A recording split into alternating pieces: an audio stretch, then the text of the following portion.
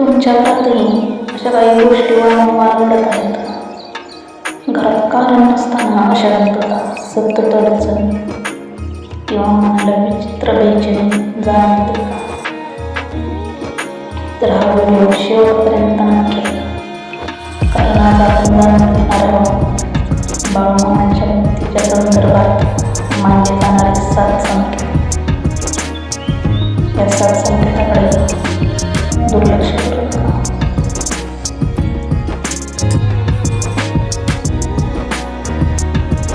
पहिला संकेत,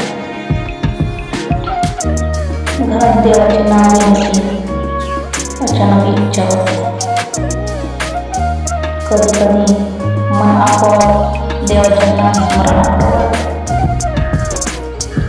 अशा वेळी शांतपणे बाळूमामांचे स्मरण करा. दुसरी गोष्ट, संकटातून अनपेक्षितपणे आपल्याला मार्ग मिळतो. जर सगळं आनंद वाटताना अचानक एखादी व्यक्ती मदतीला येणे किंवा अडचणीचा आपल्याला मार्ग सापडणे, याकडे कृपेचा संकेत म्हणून पहा.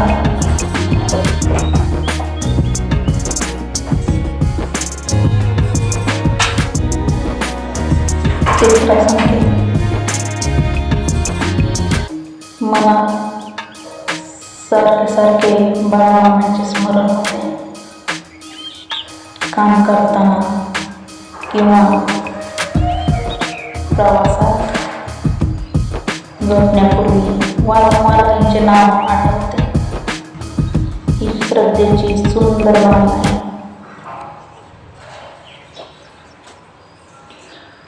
बाळूमामा तुमच्यावर प्रसन्न आहे असे समजा. चौथी गोष्ट, घरातील नकारात्मक वातावरण कमी होतं. नामस्मरण, प्रार्थना आणि सकारात्मक विचारांमुळे घरातील वातावरण शांत वाटू लागते. पाचवा संकेत,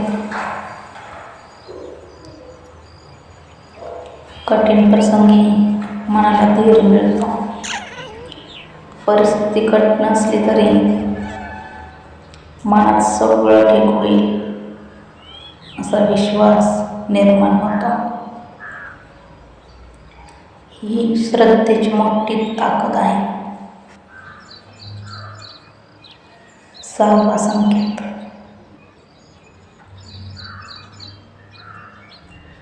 चांगल्या कामाकडे मन आपोआप वळतं.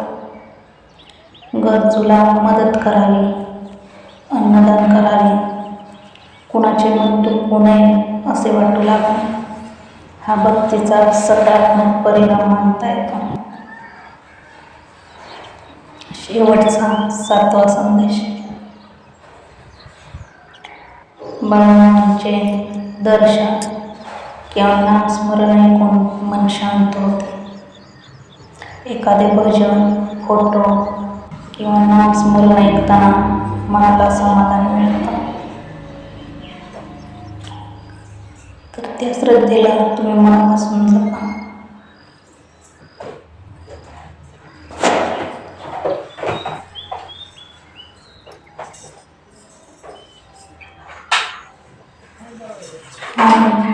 जर तुम्ही बाळूमामांवर श्रद्धा ठेवत असाल तर कमेंटमध्ये नक्की लिहा.